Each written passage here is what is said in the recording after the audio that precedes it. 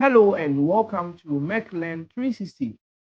In this video, I want to solve a problem with you to illustrate a force which is in space. So let's read the problem together and solve it. So express FB and FC in Cartesian vector form and then determine the magnitude and coordinate direction angles of the resultant force acting at A. All right, so let's read the problem together. Let's solve it together. Now, this is what we are saying.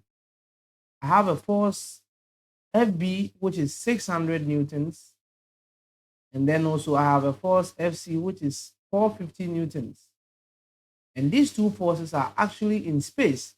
And I've been asked to find the component of this force as a vector. So what I will do is that I will first of all, so this is what we want to do. Let's say if I take FB, I'll multiply FB by a unit vector along FB. Clearly, you can see that FB is acting along a line joining A and B. Therefore, I will define a unit vector AB. All right. Now, let's do this together. The first thing you want to do is to assign conventions to this, and then that, and finally this. So what this means is that if I walk in the direction as shown, it is positive. And then if I walk against the direction as shown, it's going to be negative. So for the first scenario, we have to so we want to describe a unit vector. But before then, let's do a position vector from A to B. So now we want to walk from A to B. Let's do that. If I want to walk from A to B, first of all, so let me teach you how to do this. I want to walk from A to B. So I will have to walk in this distance. And that distance is what? 1. And it's opposite the J, so it's going to be minus J. And so if I walk that distance 1, it's going to send me here. All right. Now I'm going to B. I have to walk all the way here in this direction. And that direction is against the X component, and it is actually going to be given by 0.5 plus 1.5. Don't forget that this distance is also 1.5. So if I add it to 0.5, 0.5 plus 1.5, and that gives me 2. So it means minus 2i. Don't forget that I am walking against the X direction. Then finally, I will climb up 2 meters, and that is positive. So it's going to be 2k. If I rearrange this, it's going to be minus 2i minus j plus 2k. All right, having gotten this, then I can say that FB as a vector is going to be 600 multiplied by the unit vector, which is the vector divided by its magnitude. So minus 2 squared plus minus 1 squared plus 2 squared. All right. So now let's pick our calculators and then do this together. So it's going to be 600 and then into minus 2 divided by the magnitude of minus 2 squared plus minus 1 squared plus 2 squared. And that gives me minus 400i. Then I will change this and then I will do minus j. So minus j is the same as minus 1. So I get 200 j. And finally, I will do, so I will change the numerator and then I'll make it 2. But I'm going to get the same thing as the first one. This time around, it's actually going to be positive. All right. Now, at this point, I have been able to express FB as a force in space. I'm going to use the same approach for the second force, which is FC. Clearly, we can see that FC is joining the line A to C. In other words, I have to walk from A all the way to C in this direction. Okay, so first of all, let's express a position vector RA to C. And let's see how it goes. Okay, by the way, the position vector here is actually in meters. Anyway, actually in meters. Now, if I express A to C, what am I going to get? I'm going to walk all the way from here to here, and that is going to be in the positive direction. The distance is what? 1.5. So it's going to be 1.5 G. Now from here, all right, so 1.5 G. Okay, now since I've been able to do this, the next thing I will do is to walk from here all the way, so all the way to here. I'm moving from here to here, and that is again the x direction, and that is what? It's going to be 0.5 plus 1.5. And that distance is what? So 0.5 plus 1.5 is 2, isn't it? We just saw that earlier on. So that is 2. So it's going to be minus 2I. Is that right? Since I'm going to walk against the x direction. Then I have to come here again. Now coming here is this small distance over here, which is actually in the positive y direction. So it's going to be plus 0.5 G. All right.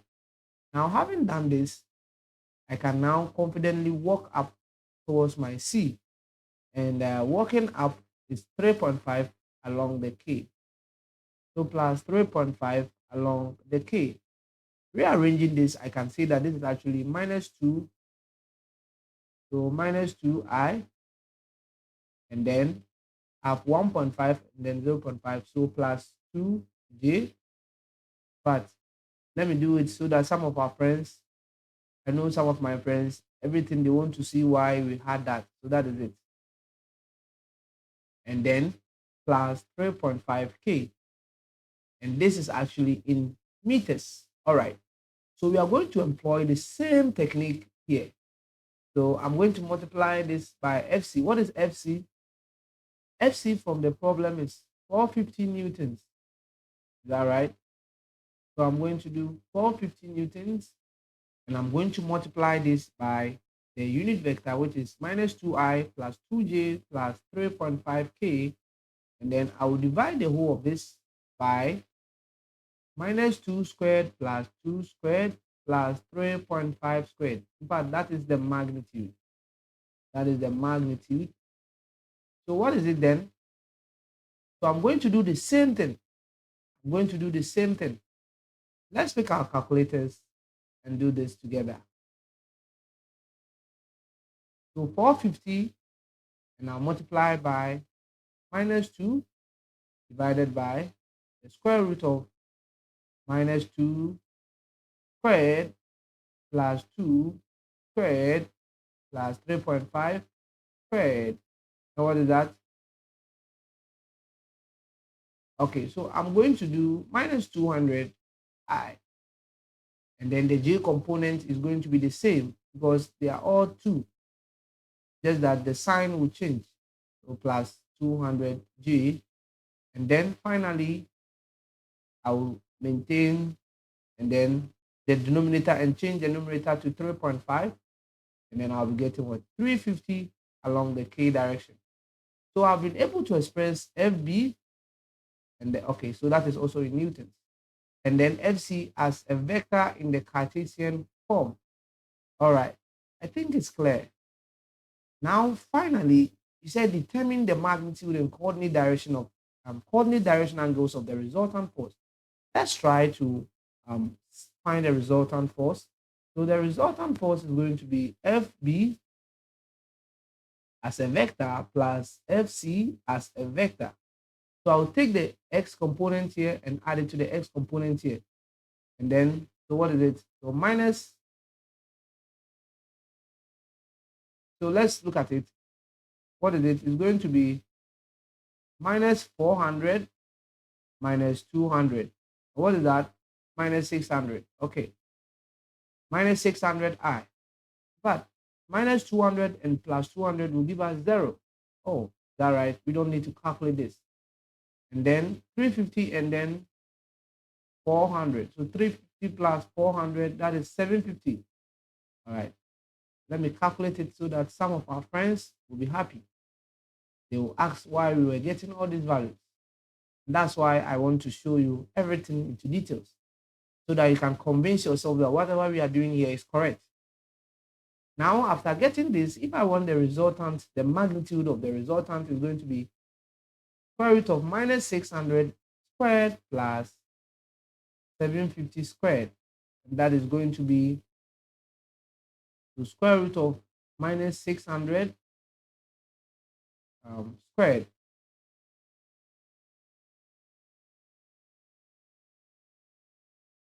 And then plus 750 squared. And what is that? 960.468. So let's say 960.47. 960.47 newtons. And that is actually the magnitude. Is that right? Now we were asked to find the direction angles. The direction angles is coming from what we call the direction cosine.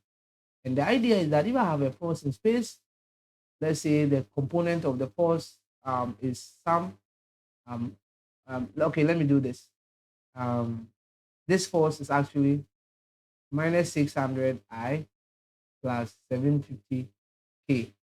So I can also write this as the magnitude, which is this 960.47 cosine, the angle that it makes with the x along the I direction, plus this again cosine, the angle it makes with the y, j, and finally this, which is the magnitude cosine, the angle it makes with the z along the k direction.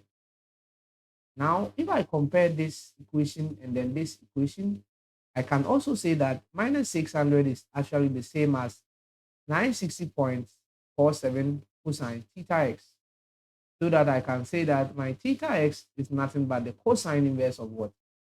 Minus 600 divided by 960.47. Is that right? And what is it? So I'm going to get cosine inverse of minus 600 divided by 960.47. And what is that? 128.66 degrees. And then I will look at the second equation. Now, there is no j component here. So I can say that 0 equals 960.47 cosine theta y. In other words, theta y is going to be cosine inverse of 0 divided by 960.47. And in fact, that is actually the same as for 0. Cosine 0, cosine inverse of 0. All right. 0 divided by 960.47.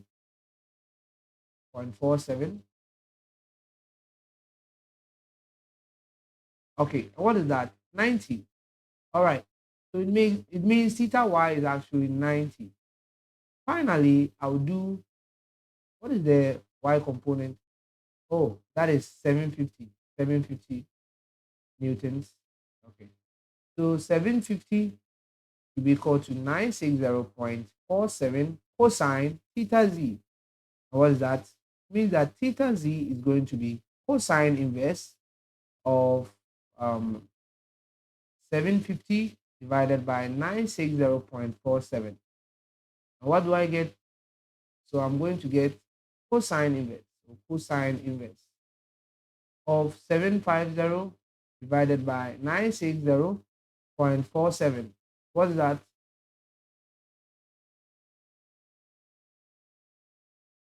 So 38.66. All right. So I've been able to solve for the direction angles as well as the magnitude of the resultant force. And that is the end of the problem. I hope you actually understand the concept. Thank you very much for watching.